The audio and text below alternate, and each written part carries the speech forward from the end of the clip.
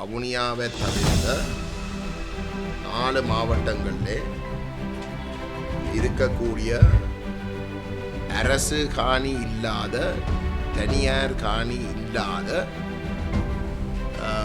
மற்ற அனைத்து காணிகளும் அரசு காணியாக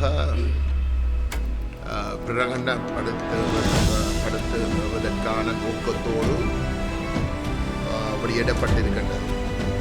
குறிப்பாக யாழ்ப்பாணத்தில் 3669 ஏக்கரும், முல்லைத்தீவில் 1703 ஏக்கரும், கிளிநொச்சியில் 515 ஏக்கரும், மன்னாரில் 54 ஏக்கரும், மொத்தமாக 5941 ஏக்கர் காணி இந்த வர்த்தமானிக்கு கீழே அடையாளப்படுத்தப்பட்டது. இந்த வர்த்தமானிக்கு கீழே இந்த கிட்டத்தட்ட 6000 ஏக்கர் காணி அரசு காணி இல்லை. ஏற்கனவே அரசு காணி அரசாங்கத்துக்கு தெரியும். ஆனால் தனியார் காணி இல்லாத என்று சொல்கிற இடத்துல அவர்கள் அறிமுகப்படுத்தி இருக்கின்ற அந்த 4 மாவட்டங்களுக்குள்ளே இருக்கக்கூடிய அந்த நிலப்பரப்பிலே தனியார் காணிகள் என்று உறுதிப்படுத்தப்படாத நிலை, ஆவணைக்கு இல்லாத, கவனிப்பில் இல்லாத காணிகள் 3 மாதத்துக்குள்ளே உறுதிப்படுத்தப்படாத இடத்துல, அந்த தனியார் காணிகளாக இருந்தாலும் கூட நிரூபிக்கப்படாத இடத்துல அந்த காணிகள் அரசு காணிகளாக பிரகடனப்படுத்தப்படும். அப்போ இதில் நாங்கள் குறிப்பாக சுட்டிக்காட்ட விரும்புவது, இந்த வர்த்தமானி வெளியிடப்பட்டிருக்கின்ற பின்னணியை, சூழலையும் நாங்கள் விளங்கிக் கொள்வோம். கிட்டத்தட்ட 30 வருஷங்களுக்கு மேலாக ஒரு ஆயுத போராட்டம் நடைபெற்ற ஒரு சூழலில், அந்த ஆயுத போராட்டத்திலே அந்த போராட்டம் நடைபெற்ற அந்த நிலப்பரப்புக்குள்ளே வாழ்ந்த போராளிகள், பொதுமக்கள், அரசாங்கம் சந்தேகிக்கிற இடத்துல அவர்கள் பயங்கரவாத தடுப்பு சட்டத்துக்கு கீழே கைது செய்வதற்கு, நடவடிக்கை எடுப்பதற்கு எத்தனையோ முயற்சிகள் மேற்கொண்ட நிலையிலே அந்த மக்கள் தங்களுடைய உயிரை காப்பாற்றுவதற்கு இந்த நாட்டை உறுதியாக அணுகப்பட வேண்டியது. இந்த விடயங்கள் எங்களுடைய ஏற்கனவே பாதிக்கப்பட்ட மக்கள் நீதிமன்றங்களில் வரிசையாக போய் இருந்து இந்த பிரச்சனையில் முகம் கொடுக்கறது எங்களை பொறுத்தவரையில் ஒரு பொருத்தமான ஒரு அணுகுமுறையாக நாங்கள் பெரிய அளவில் கருதவில்லை. அதுக்காக எந்த ஒரு இடத்துலையும் நீதிமன்றத்துக்கு போகக்கூடாது, இந்த நடவடிக்கை எதுவும் எடுக்கக்கூடாதுன்னு நான் சொல்லவில்லை இல்லை. ஆனால் அரசியல் தலைவர்கள் என்ற வகையில், அரசியலில் ஈடுபடுகின்றவர்கள் என்ற வகையில் இந்த விடயம் ஒரு பிரதானமாக ஒரு அரசியல் பிரச்சனை என்பதை நாங்கள் சுட்டிக்காட்ட விரும்புகிறோம். அந்த அடிப்படையிலே தமிழ் தேசிய பேரவையுடைய பங்காளி கட்சி தலைவர்கள் இன்றைக்கு அவசரமாக கூடி நாங்கள் சர்வதேச சமூகத்தை அவசரமாக நாடுவதற்கு நாங்கள் முடிவெடுத்திருக்கின்றோம். நாங்கள் விசேஷமாக இலங்கையில் இருக்கக்கூடிய ஐக்கிய நாடுகள் சபையினுடைய உயர்ஸ்தானியர் அவர்களை சந்திப்பதற்கு நாங்கள் அவரிடம் நேரத்தை கேட்டிருக்கின்றோம். அவர் இப்பொழுது வெளிநாட்டில் இருக்கிறார். திங்கட்கிழமை திரும்பின உடனே எங்களுக்கு அவரை சந்திப்பதற்குரிய சந்தர்ப்பத்தை ஏற்படுத்த சொல்லி நாங்கள் கேட்டிருக்கின்றோம். ஏனைய முக்கியமான தூதரங்கள், விசேஷமாக ஐநா மனிதுரிமை பேரவையிலே இலங்கை தொடர்பாக இருக்கக்கூடிய 6 நாடுகள் கொண்ட குழுவுக்கு தலைமைத்துவம் வகிக்கின்ற பிரித்தானியாவையும் நாங்கள் நிச்சயமாக சந்திப்போம். அத்தோடு ஐக்கிய நாடுகள் சபையிலே இந்த இலங்கை தொடர்பாக, இந்த இலங்கை அவர்களுடைய தீர்மானம் தொடர்பாக அக்கறை செலுத்தி இருக்கக்கூடிய நாடுகளுடைய தூதுவரங்களையும் நாங்கள் சந்திக்க இருக்கின்றோம். குறிப்பாக இந்தியாவையும் நாங்கள் சந்திக்க விரும்புகின்றோம். ஏனென்றால் இந்தியாவிலே கிட்டத்தட்ட 1 லட்சம் மக்கள் இன்றைக்கு அங்கே முகாம்களில் வாழ்ந்து கொண்டிருக்கிறோம். அந்த மக்கள் தான் மிக முக்கியமாக பாதிக்கப்பட முடியும். ஏன்னா அவர்களுக்கு எந்த விதமான ஆவணங்களும் இல்லாமல் அவர்கள் மிகவும் கஷ்டப்படுறார்கள். அவர்களில் ஒரு சிலர் இங்கு போருக்கு பிறகு திரும்பியும் அவர்களுக்கு ஆவணங்கள் போன்ற விடயங்கள் இல்லாமல் இருந்த ஒரு சூழலே தங்களுடைய வாழ்வை உறுதிப்படுத்த முடியாத ஒரு நிலையில் அவர்கள் திரும்பி போகிறதுக்குரிய ஒரு நிலைமையும் ஏற்பட்டிருக்கின்றது. அது அனைவருக்கும் தெரிஞ்சபடி கடந்த மார்ச் 28ஆம் தேதி வர்த்தமானி அறிவித்தல் இலக்கம் 2430 வெளியிடப்பட்டது. அந்த வர்த்தமானி வடமாகாணத்திலே இருக்கக்கூடிய 4 மாவட்டங்கள், வவுனியாவை தவிர்ந்த 4 மாவட்டங்களிலே இருக்கக்கூடிய அரசு காணி இல்லாத, தனியார் காணி இல்லாத மற்ற அனைத்து காணிகளும் அரசு காணியாக பிரகடனப்படுத்துவதற்கான நோக்கத்தோடு வெளியிடப்பட்டிருக்கின்றது. குறிப்பாக யாழ்ப்பாணத்தில் 3669 ஏக்கரும், முல்லைத்தீவில் 1703 ஏக்கரும், கிளிநொச்சியில் 515 ஏக்கரும், மன்னாரில் 54 ஏக்கரும், மொத்தமாக 5941 ஏக்கர் காணி இந்த வர்த்தமானிக்கு கீழே அடையாளப்படுத்தப்பட்டிருக்கின்றது. இந்த வர்த்தமானிக்கு கீழே இந்த கிட்டத்தட்ட 6000 ஏக்கர் காணி அரசு காணி இல்லை. ஏற்கனவே அரசு காணி அரசாங்கத்துக்கு தெரியும். ஆனால் தனியார் காணி இல்லாத என்று சொல்கிற இடத்துல அவர்கள் அறிமுகப்படுத்தி இருக்கின்ற அந்த 4 மாவட்டங்களுக்குள்ளே இருக்கக்கூடிய அந்த நிலப்பரப்பிலே தனியார் காணிகள் என்று உறுதிப்படுத்தப்படாத நிலையில், பாவனைக்கு இல்லாத, கவனிப்பில் இல்லாத காணிகள் 3 மாதத்துக்குள்ளே உறுதிப்படுத்தப்படாத இடத்துல, அந்த தனியார் காணிகளாக இருந்தாலும் கூட நிரூபிக்கப்படாத இடத்துல அந்த காணிகள் அரசு காணிகளாக பிரகடனப்படுத்தப்படும். அப்போ இதில் நாங்கள் குறிப்பாக சுட்டிக்காட்ட விரும்புவது, இந்த வர்த்தமானி வெளியிடப்பட்டிருக்கின்ற பின்னணியை, சூழலையும் நாங்கள் விளங்கிக் கொள்வோம். கிட்டத்தட்ட 30 வருஷங்களுக்கு மேலாக ஒரு ஆயுத போராட்டம் நடைபெற்ற ஒரு சூழலில், அந்த ஆயுத போராட்டத்திலே அந்த போராட்டம் நடைபெற்ற அந்த நிலப்பரப்புக்குள்ளே வாழ்ந்த போராளிகள், பொதுமக்கள், அரசாங்கம் சந்தேகிக்கிற இடத்துல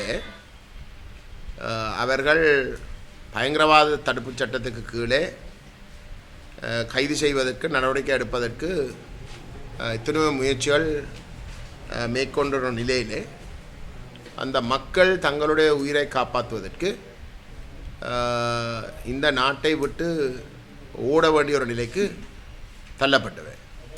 கிட்டத்தட்ட வடகிழக்கு தமிழர் தாயக நிலப்பரப்பில் வாழுகின்ற மக்களுடைய, இன்றைக்கு வாழுகின்ற நம்முடைய மக்களுடைய சமமான சனத்தொகை இன்றைக்கு புலம்பெயர்ந்த தமிழ் மக்களாக மேற்கு நாடுகளிலேயும் இந்தியாவிலேயும் வாழ்ந்து கொண்டு வருகிறார்கள். அவர்கள் நாடை விட்டு வெளியேற வேண்டிய சூழல் ஏதோ திட்டமிட்டு ஆறுதலாக தாங்கள் விரும்பினபடி இன்னொரு நாட்டுக்கு குடியேறதுக்கான ஒரு சூழலில் போனது கிடையாது.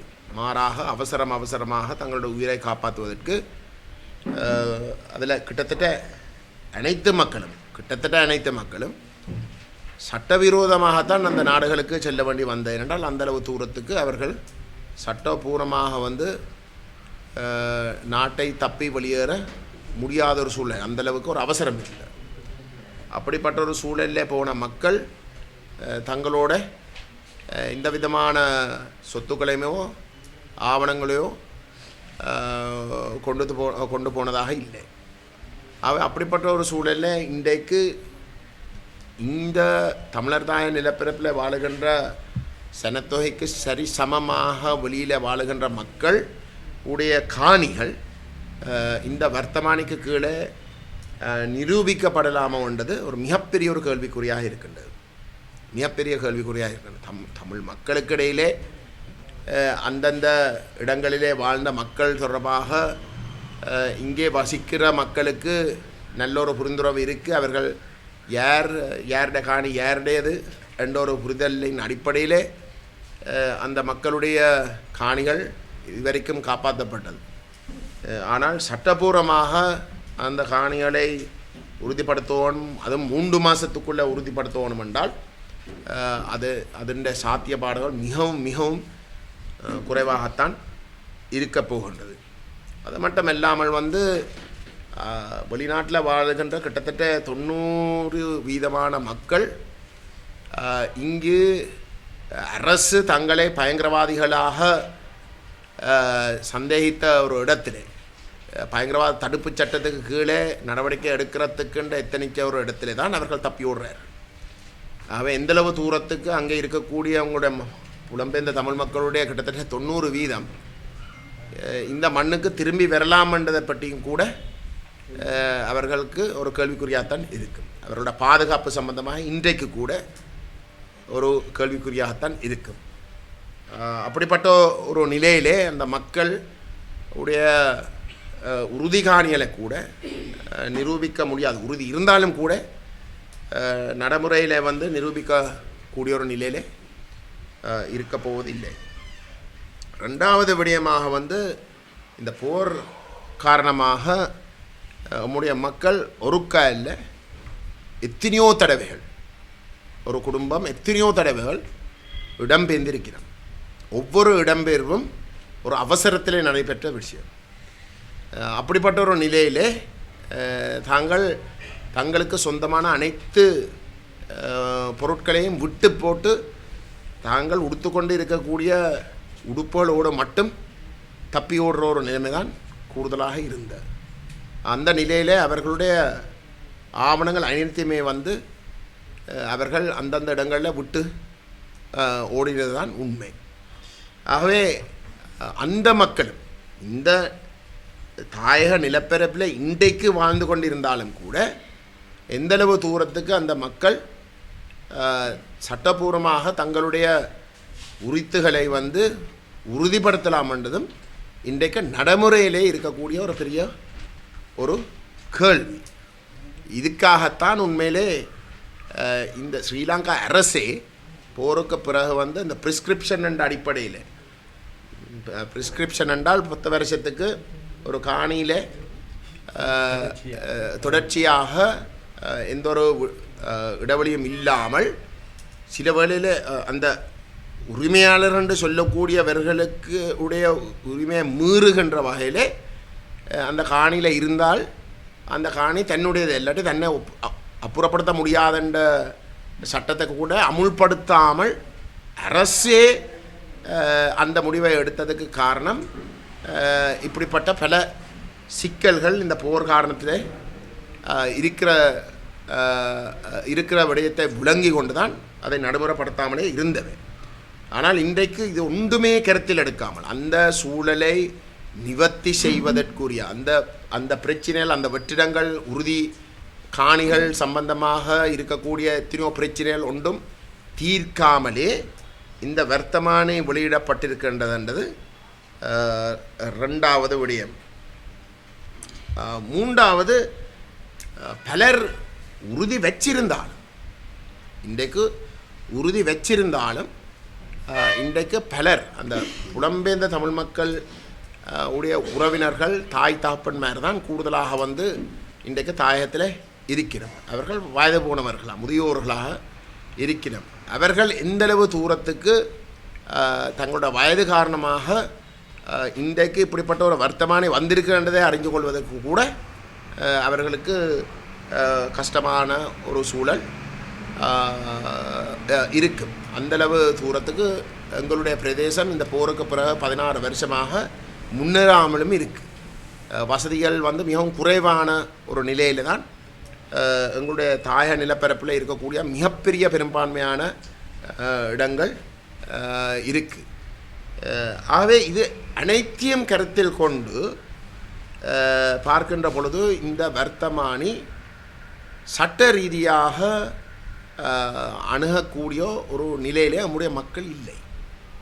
அதாவது இந்த வர்த்தமானியின் பிரகாரம் வந்து 3 மாதத்துக்குள்ளே தாங்கள் செய்ய வேண்டியதாக சொல்லப்பட்டிருக்கிற அந்த கடமைகள் தங்களுடைய உறுதிகளை வந்து உறுதிப்படுத்துறதுக்குரிய அந்த நிலையிலே நம்முடைய மக்கள் இல்லை என்றது நான் நினைக்கிறேன் மிக தெளிவாக ஒரு நியாயத்தின் அடிப்படையிலே சிந்திக்கக்கூடிய எவரும் ஏற்றுக்கொள்வார்கள்.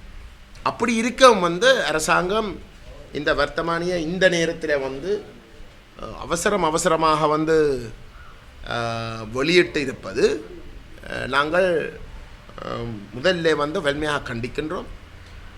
எங்களை பொறுத்தவரையிலே அந்த வர்த்தமானி உடனடியாக வந்து வாபஸ் பெறப்பட வேண்டும், ரத்து செய்யப்பட வேண்டும். இந்த அடிப்படையில் இந்த வர்த்தமானின் அடிப்படையில் எந்த விதமான நடவடிக்கையும் அரசாங்கம் எடுக்கக்கூடாது. இந்த காணிகளை சுவீகரிக்கிறதுக்கூடிய எந்த ஒரு நடவடிக்கையும் எடுக்கக்கூடாது என்பதையும் நாங்கள் இந்த இடத்துல வந்து சுட்டிக்காட்ட விரும்புகின்றோம். காணி தமிழ் மக்களுடைய இனப்பிரச்சனை என்று பேசுகின்ற பொழுது காணி தான் அதனுடைய மூல காரணமாக இருக்கிறது. தமிழ் மக்களுடைய மிக பிரதானமான குற்றச்சாட்டு ஸ்ரீலங்கா அரசு யார் அரசாங்கத்தில் இருந்தாலும் மாறி வந்த அனைத்து அரசாங்கங்களும் தமிழ் மக்களுக்கு சொந்தமான நிலங்களை பறித்து அதை தமிழ் மக்களிடம் இருந்து மாற்றி அமைக்கப்பட்டு சிங்களமயப்படுத்துகின்ற வேலை திட்டங்கள் நடைபெற்றதாக இருக்கிற அந்த வரலாறு தான் இனப்பிரச்சனையுடைய மூல காரணமாக இருக்கின்றது. ஆகவே தமிழர்களுக்கும் ஸ்ரீலங்கா அரசுக்கும் இடையில் இருக்கக்கூடிய அந்த மோதல் காணி சம்பந்தமாகத்தான் பிரதானமாக இருக்குது. அப்படிப்பட்ட ஒரு நிலையிலே அரசாங்கம் ஆட்சிக்கு வந்ததுக்கு பிறகு அறிவிச்சிருக்கு, உத்தியோகபூர்வமாகவே சொல்லியிருக்கிறார்கள், தமிழருடைய பிரச்சனைகள் வந்து ஒரு புதிய அரசியலமைப்பு ஊடாக தீர்க்கப்பட வேண்டும் என்றும் அந்த அரசியலமைப்பு இப்போதைய தங்களுடைய இந்த ஆட்சி காலத்திலே கொண்டு வந்து நிறைவேற்றப்படும் என்பதையும் அவர்கள் சொல்லியிருக்கிறார்கள். அண்மை காலமாக ஜனாதிபதி அன்றகுமார் திசாநாயக்க வடகிழக்கிலே வந்து பிரச்சாரம் செய்த பொழுதும் இந்த விஷயத்தை வலியுறுத்தியிருக்கின்றார்.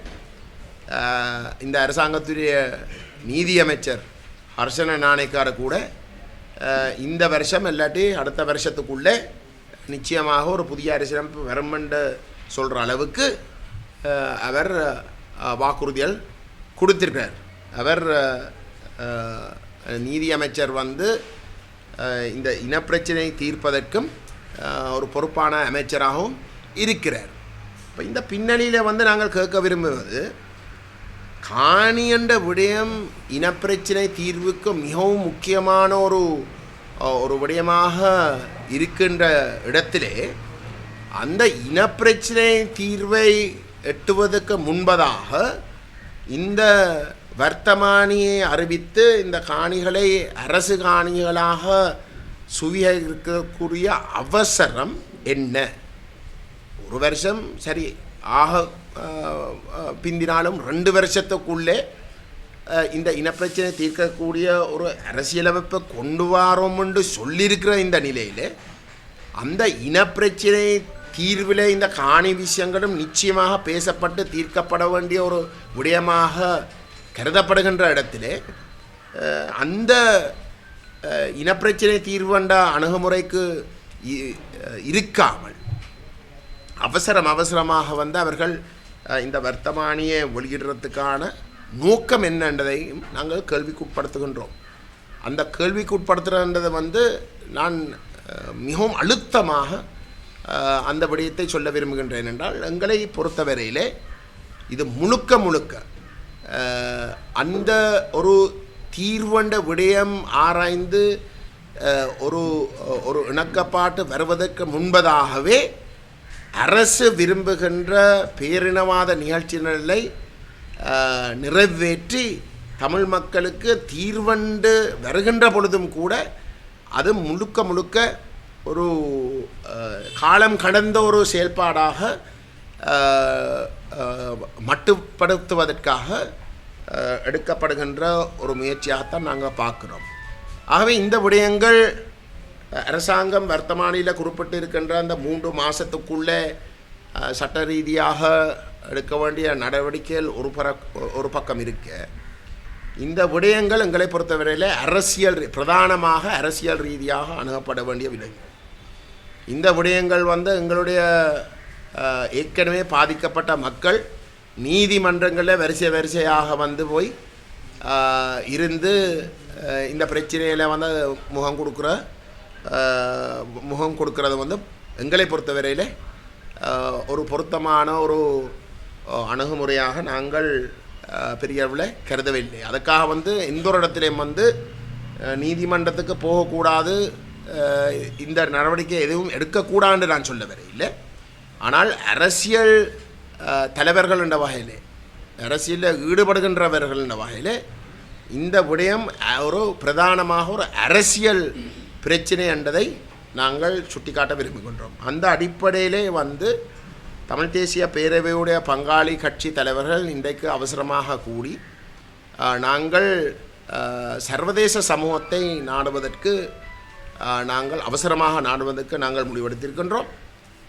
நாங்கள் விசேஷமாக இலங்கையில் இருக்கக்கூடிய ஐக்கிய நாடுகள் சபையினுடைய உயர்ஸ்தானியர் அவர்களை சந்திப்பதற்கு நாங்கள்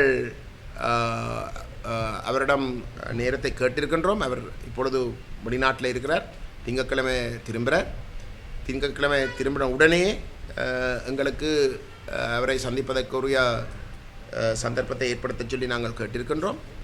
ஏனைய முக்கியமான தூதரங்கள், விசேஷமாக ஐநா மனிதுரிமை பேரவையிலே இலங்கை தொடர்பாக இருக்கக்கூடிய 6 நாடுகள் கொண்ட குழுவுக்கு தலைமைத்துவம் வகிக்கின்ற பிரித்தானியா வையும் நாங்கள் நிச்சயமாக சந்திப்போம்.